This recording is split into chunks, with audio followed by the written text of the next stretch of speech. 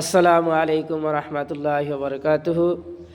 আমাদের সামনে যে 2026-এর প্রথম মাস জানুয়ারির 9 তারিখ 10 তারিখ আমাদের প্রতিযোগিতা কোকরাঝাড় খুঁটামারি মাদ্রাসায় প্রতিযোগিতা আছে, মক্তবের প্রতিযোগিতা আছে।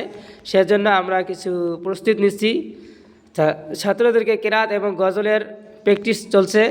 এখানে শুধুমাত্র আজকে অল্প গজল করব। কল